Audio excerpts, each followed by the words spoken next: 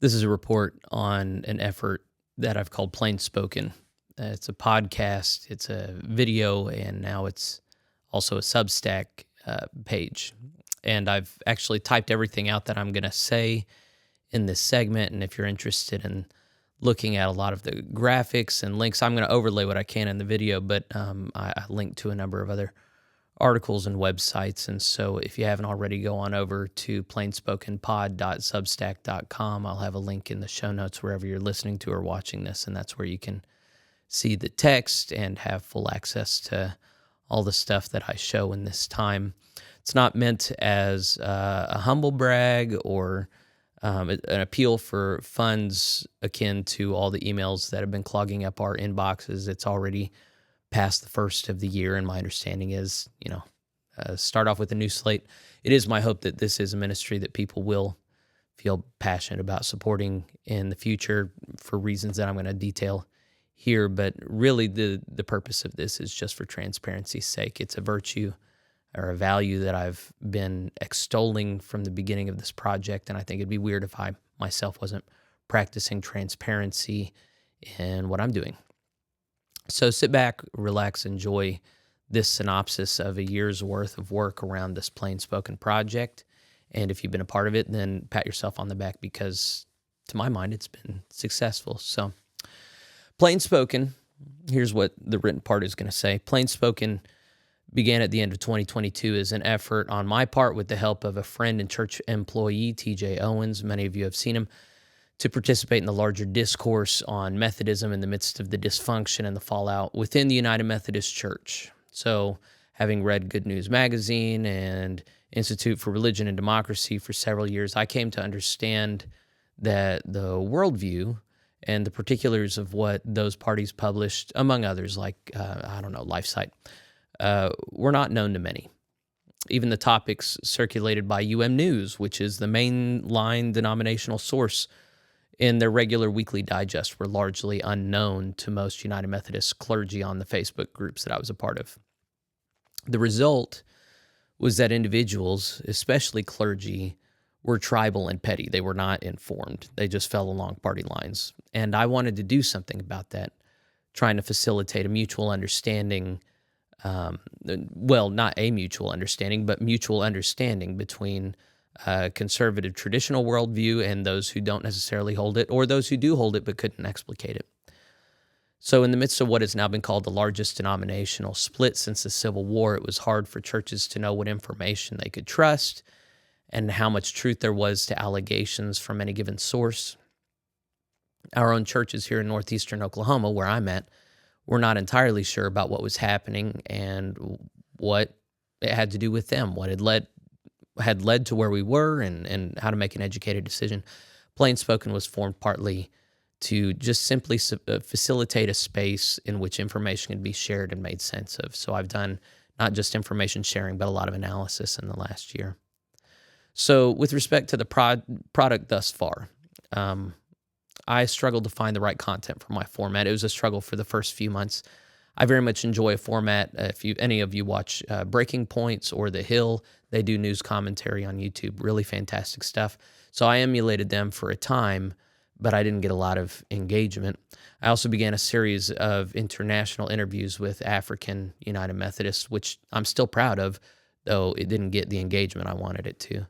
And then on January 16th and 17th of 2023, I published 2 pieces on North Georgia Annual Conference and Arkansas Annual Conference, detailing institutional misbehavior on their part around blocking disaffiliations. And from that moment on, the channel began a steady climb. That got attention. So if you read my article or you're watching this on video, you'll see the thumbnails for those videos if you want to go back in time and see my starting work. As of writing this article, I have now created about 200 pieces of content that you can still find online. Much of this has been analysis on differing topics pertaining to developments and trends in the United Methodist Church, churches that were closed against their will, properties and assets that were seized, dishonest and manipulative statements made by bishops and denominational officials, bad faith studies published and circulated by consultation agencies, stats on disaffiliations, other similar topics. Big picture stuff. I've also done very small, granular stuff. I've facilitated many filmed conversations with representatives of all kinds, professors, pastors, caucus leaders, lawyers, activists. Even my own Bishop Scott Jones came into the studio here and sat down with me. So I've been real spread out. I've covered a lot of stuff. I've learned a lot. I've grown in a number of areas, but the most challenging has probably been in the legal area. I'm just not a legal mind. I've spoken with so many lawyers on camera and off. I even participated in the proceedings of First United Methodist Oklahoma City when they filed against my former annual conference. And I later covered their proceedings in our Supreme Court on a live stream. So I've got links to all that as you go to that article. Church law also presented some real challenges. So there was worldly law around the church, but then there's church law itself. So the trial of Bishop Minerva Carcano transpired over the course of a few days, and I gave analysis at the end of each day. Folks close to the situation followed up with me privately just to tell me that my analysis was actually kind of accurate, and I did a decent job. Again, this is not meant as a humble brag. It's meant to rejoice in just how wonderful it is that someone can do this, that I can do this. It's been a wonderful project. So right now, TJ and I are more than halfway through a series on the transitional book of doctrines and discipline of the Global Methodist Church. And it's my understanding this has helped hundreds of people work their way through our new covenant document. I can see how many people are viewing it. I get regular feedback and critique. I feel good about this project. On Fridays at 4 p.m. Central Standard Time, I've learned to do it. I've done a somewhat functional live stream. The internet connectivity has been a real issue. There's an average attendance of around 40 people on the live stream, during which people write to me and one another. I present on smaller topics. I engage, and whoever's there, sometimes it's a kind of a news report. Other times it's just us talking. It's really been a nice thing. The most demanding work has been irregular reporting I've done on developments in individual United Methodist annual conferences, in which many of the large trends and realities seen throughout the country are seen dynamically in smaller form. I've had correspondences with hundreds of people across our nation and world in order to be able to speak accurately and adequately about realities on the ground in all kinds of places. Finally, I've also done a good deal of material dealing with the Global Methodist Church. It's signs of promise, but also things to be concerned about as a new body is formed. Mine has been one of a few voices facilitating an ongoing conversation with many thought leaders about what the essence of Methodism is, which this conversation is only just beginning, really. I've really enjoyed it so far. I've had good conversations with Matt Sickle and Matt O'Reilly and David Watson. I'll be talking with Ryan Danker soon. All of these conversations are very exciting to me, and I hope they're of benefit to the church as a whole.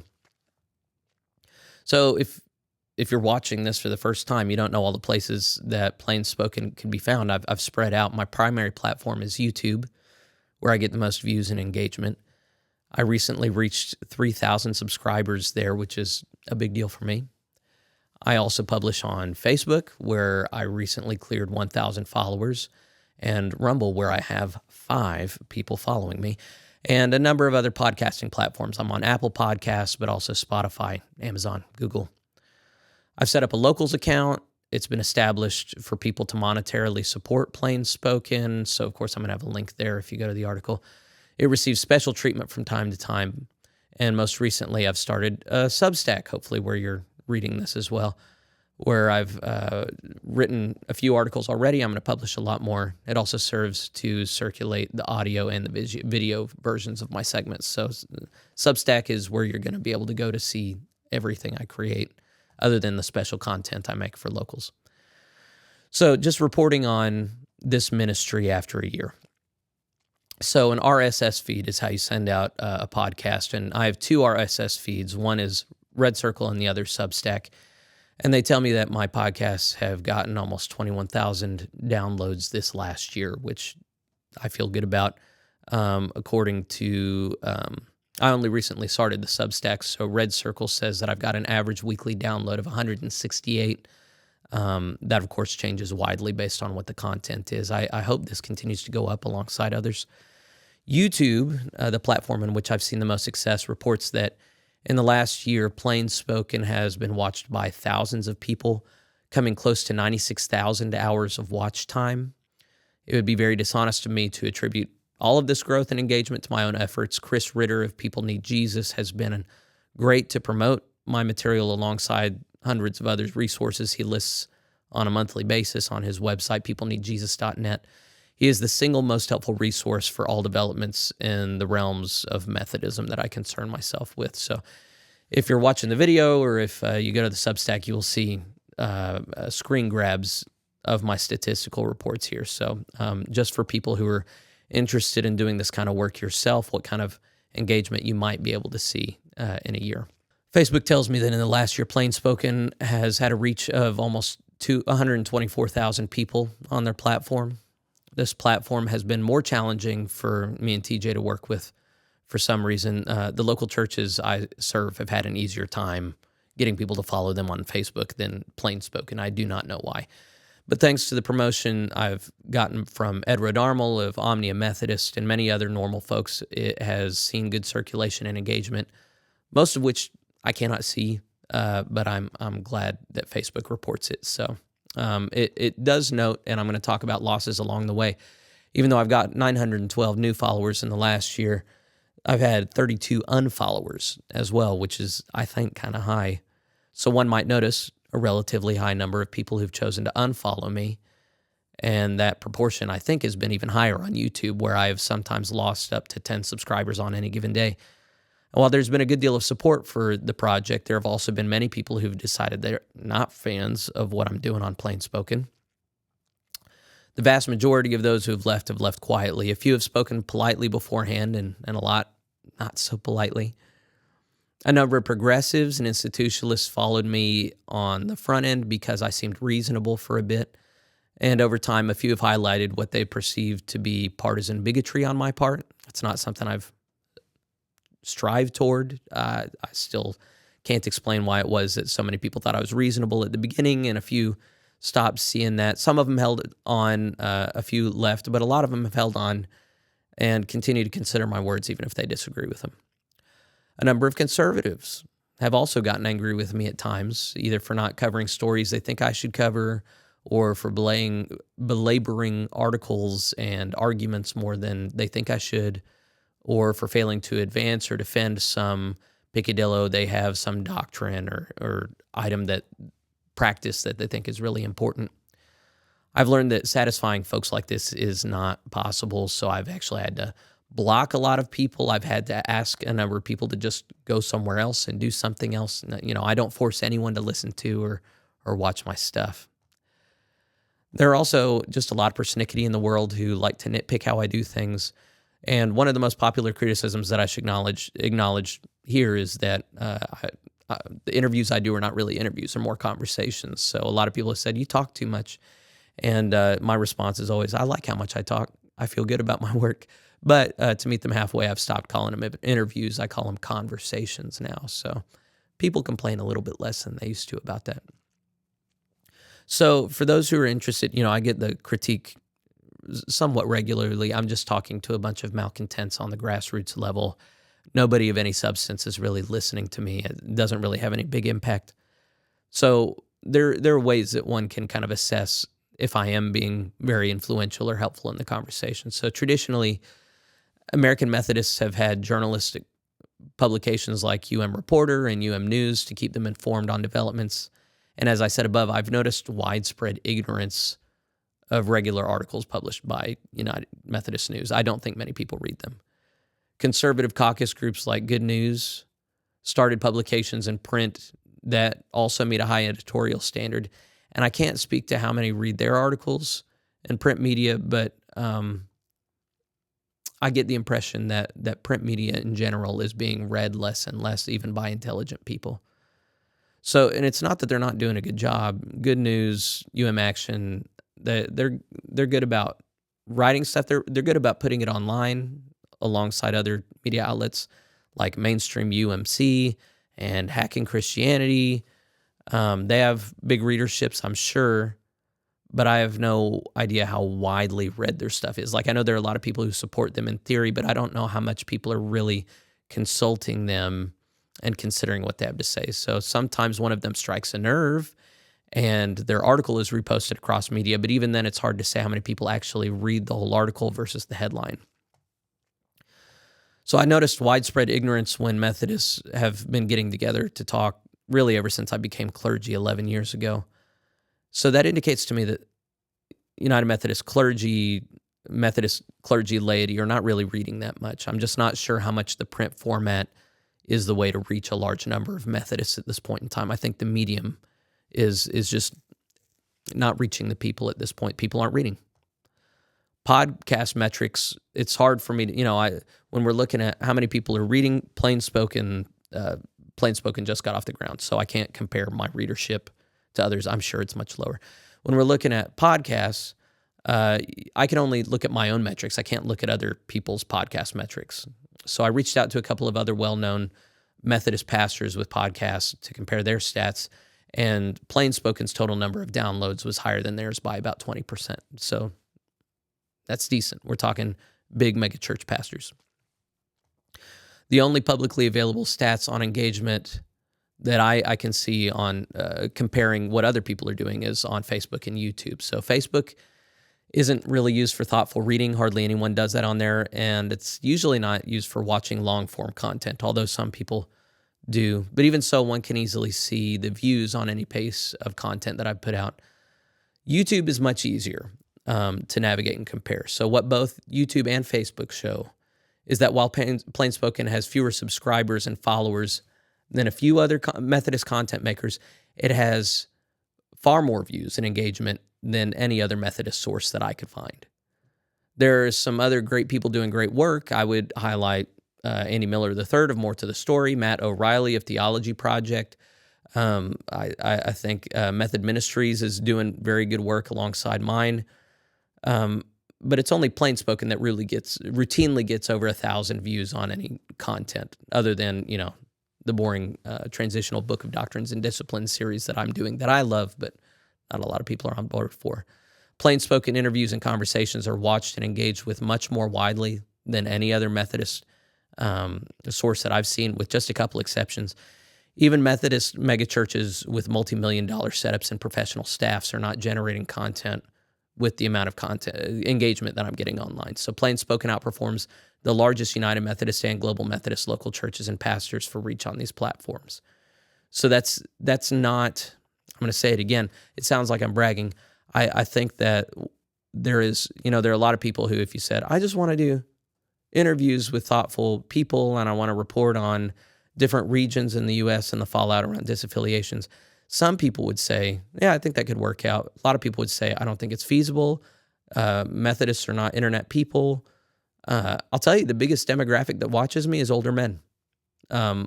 So there's clearly a market there.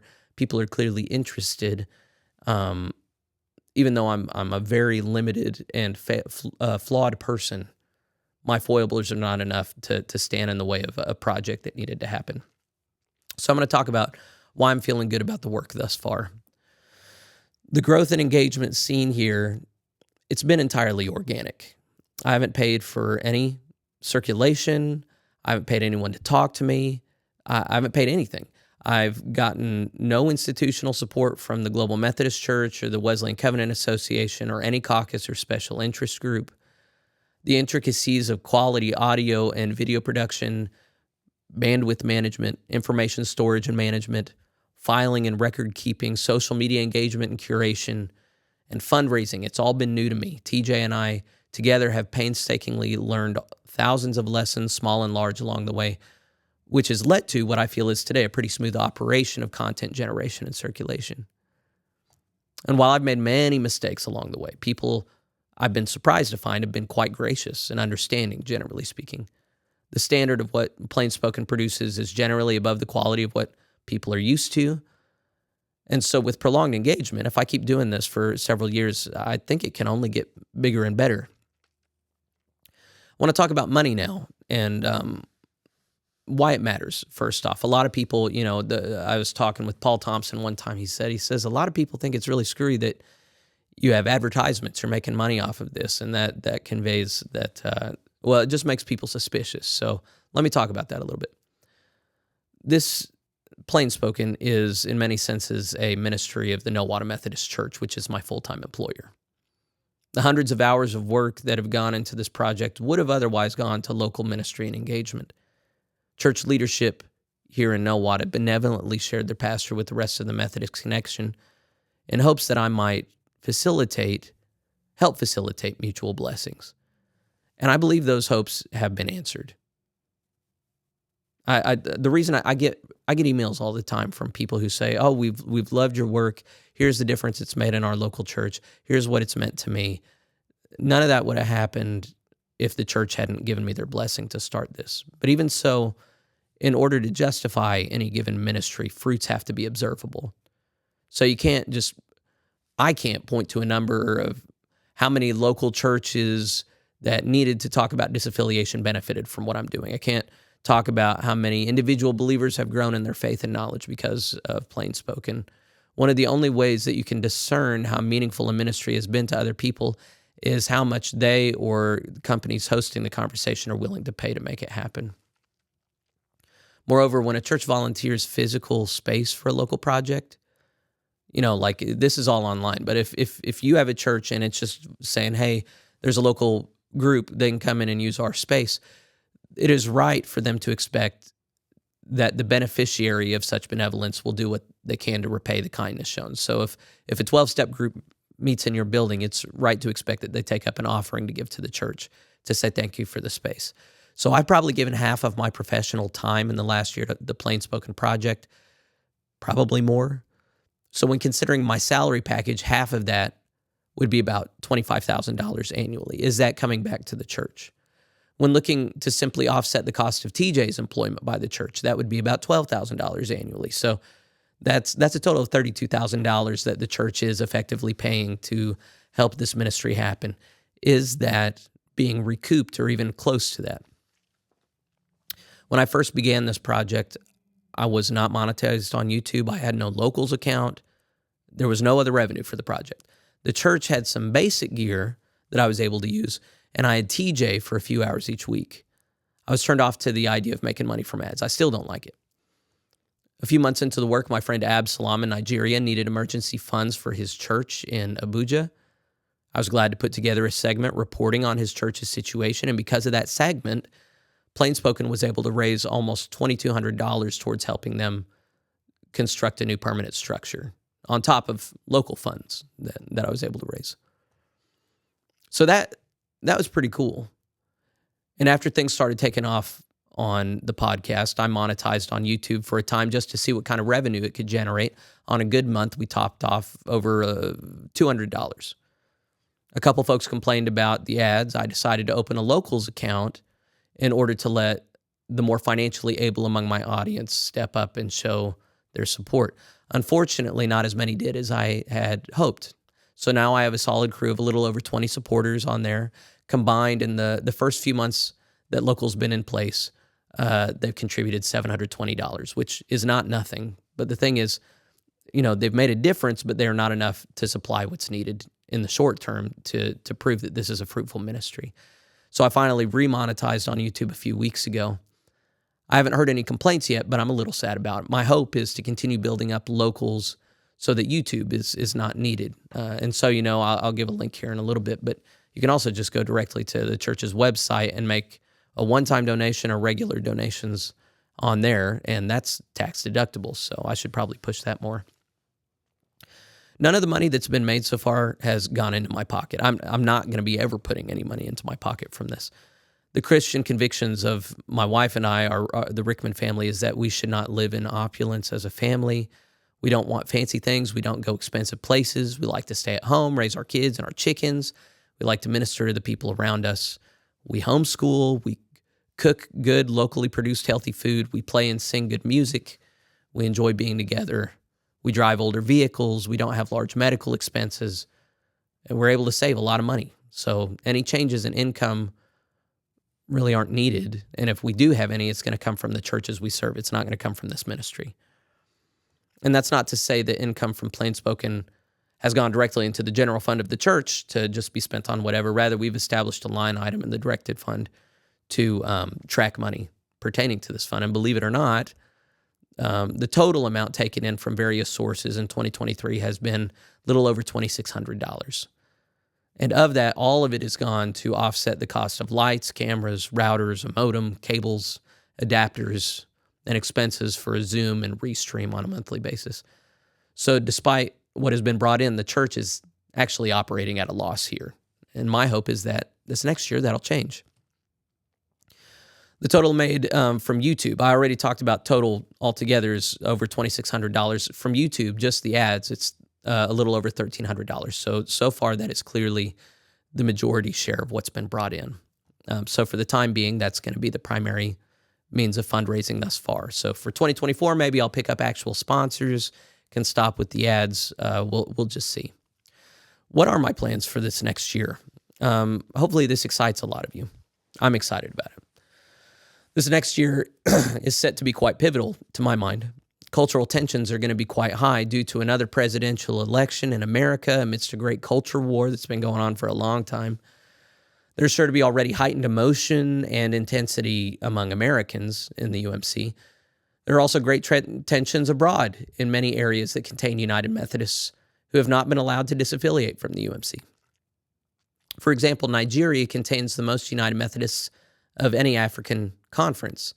They border two nations that are embroiled in military actions that are connected to American and Chinese intervention in their region. They are aware of American interference in their government policies around human sexuality, and they see themselves in a political sense as already being put upon by American progressives using financial and military power to coerce them into changing. The United Methodist Church is scheduled to finally have its long-awaited general conference in April, at which progressives now in the American majority are aiming to not only change the sexual ethics of the denomination, but also to exclude non-American voices from interfering in continued theological changes they want to make in the future. They're calling this plan the regionalization plan, creating a sort of separate but equal ethos in the denomination. It remains to be seen if the assembled body at General Conference will have the stomach for such open bigotry and abuse of power, especially as it looks like around a third of African delegates won't even be able to attend because invitations weren't set early enough for them to go through the visa application process. Meanwhile, the Philippines is also reeling from some shakeups that were caused by new progressive bishops who decided to fire a tenured college leader who was conservative. They had facilitated a hostile takeover of a college, and a lot of people know it. As the GMC is getting up and running there in the Philippines, many are much more aware of the role that the denomination has played in manipulating and disenfranchising them. The Filipinos know, like the Africans do, that they've been manipulated for a while. Even churches in Europe, thought by Americans to be uniformly progressive, are agitating to leave the denomination, tired of the aggressive social programming done over a prolonged period of time. Of course, I have links to these things. If you go to my Substack, you can see what I'm talking about. There is sure to be a lot of analysis and information spreading to be done around General Conference this year, so I plan on doing a lot of that. Other 2024 plans. Later in the year, the convening conference of the Global Methodist Church will assemble in Costa Rica to formally adopt a book of doctrines and discipline. It's sure to be an exciting time as millions have awaited the formation of this new body. Keith Boyette is set to retire, which means new leadership is to be set up. Annual conferences are going to continue to be established around the world as United Methodist conferences are either allowed to disaffiliate or choose to leave if constrained, and other denominational bodies also choose to join up. So the former United Methodist churches are not the only bodies and people interested in the GMC. There are going to be many workshops and conferences aimed at building up the Global Methodist Church and Methodist identity more broadly, including the Reconstructing Methodism Conference and the Mere Methodism Conference. Both of those are in April. April is going to be nuts. In January, that's this month now, I aim to facilitate a series with 4 United Methodist leaders who will walk through the legislation that is to be presented at their upcoming General Conference. The intention will be to inform United Methodists about the issues involved, the history and implications behind the words that they will be voting on, and the delegates that will be assembling to make such important decisions. So rather than allowing delegates to show up without hardly any knowledge and just vote the party line, my hope is that we will be able to equip all the delegates to vote righteously rather than politically, that they can do their homework beforehand and prayerfully consider how it represents grassroots United Methodists. So that's a series that I hope to do over the course of a few months leading up to General Conference. Throughout 2024, it is also my intention to do a semi-regular segment on different annual conferences in the Global Methodist Church, chronicling the people and movements that are informing this new shared culture. There will be a lot of compiling and spreading of information, as well as filmed conversations with presidents pro tempore, influential thought leaders, professors, pastors, stuff I've been doing. On Substack, I aim to publish a series of written segments accompanied by video on the 12 essential characteristics of Methodism as I see them.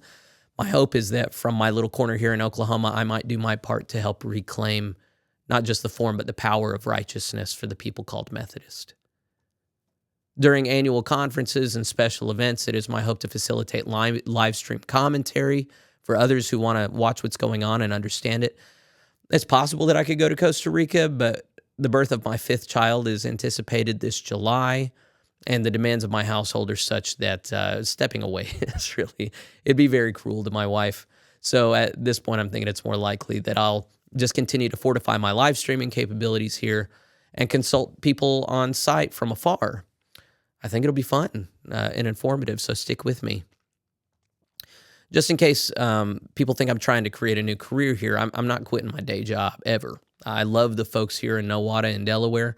I will fully intend to continue catechizing and equipping the children in faith here, facilitating Wesleyan class meetings, leading weekly public worship. I also have a weekly pastoral Substack account with 220 subscribers that I hope to continue contributing to. I love being a pastor in a small town. I never want to stop. But I do have some hopes for the long term. So despite my passion for small town ministry, I also obviously have a passion for the Methodist heritage. I think Methodism is the closest thing the world has seen to Pentecost since the day of Pentecost. The power and movement of the Holy Spirit was once upon a time undeniable in the people called Methodist. Seeking such a faithful movement of the people is perhaps the worthiest work that can be done this side of heaven. And I think PlainSpoken can be a part of doing that. It involves tearing down and destroying bad things, building up and planting good and noble things. It involves speaking the truth plainly in love. These are things that I'm growing at with your help. God in his blessedness has provided a time in which a random small-town pastor can build a growing platform on the internet, cobbling together influential voices from around the world to inform a grassroots audience on theology, history, ideology, and ethics. Long term, if God blesses Methodism with new life and vitality, PlainSpoken could be a sustained effort at informing, equipping, connecting, and empowering Methodists across the world. It seems to me that all forms of media are needed in order to equip laity and clergy to faithfully engage the world around them. Sunday school curricula is not sufficient, nor are the various print media available that can't effectively engage large swaths of people in our churches. I believe that this format of PlainSpoken, the format I have adopted, is the most promising way to, again, form a cohesive body of believers that shares the doctrine, discipline, and spirit with which we first set out. So if I'm right, then there is a future in which PlainSpoken can be funded well enough to pay for additional employees, to collect and compile information, to generate quality content, and circulate more broadly on more platforms. It is clear PlainSpoken has a capacity for great growth. As it does, it is reasonable to think that the online space, which is thus far dominated by Reformed, Roman Catholic, and prosperity gospel Christians, it can be a place where Methodism takes a larger seat at the table, again, in facilitating conversations on a large level that the world actually cares to listen to. I'm imagining a future in which PlainSpoken is of benefit to Methodism broadly, and in which the churches I serve are also equipped to minister more powerfully and ably than before they began this venture to serve their connections. So I'm hoping that this larger global national orientation of my churches can be met with some reward for them as well that buttresses ministry here. So I would ask you for your prayers that TJ and I continue to discern God's will and the needs of our Methodist brethren. I would also ask that you consider supporting PlainSpoken in other ways that you're able, but by promoting our material and by funding it. I've done a poor job promoting online giving directly to the church, so I'm going to have a link to that in this portion on the Substack article. So here's some final thoughts. Even if tomorrow everything falls apart and the PlainSpoken project turns out to be a dud, I don't think it will, but if it does, I just want to say that the whole project has been so rewarding. The thousands of comments and emails that I've received over the last year have sharpened and informed me. They've also softened my heart and helped me to be more empathetic. Earnest conversation partners have written me from other religious traditions. I've gotten to connect deeply with many African Methodists. Even people who disagree with me vehemently have written respectfully to affirm what they can and push me where they think I'm lacking. This has been nothing but good. It's been wonderful. Most meaningful to me has been the salt of the earth people writing me from all over America, concerned for their local churches. Hundreds of people have written to tell stories of pastors refusing to let them have disaffiliation conversations, superintendents mocking and insulting them, bishops and conference staff manipulating and entrapping them. Folks in the Global Methodist churches, local churches, have written in frustration that they can't find a pastor yet, that they don't seem to have a firm Methodist doctrinal foundation. Many folks want advice. Many just want someone who understands the big picture to read their story, care about them, pray for them. Others write me and they're just so happy, and they want to share their joy at finally being able to be in a Methodist covenant community that isn't demanding such doctrinal compromise and dysfunction. Folks who have been impacted by me have mailed me books,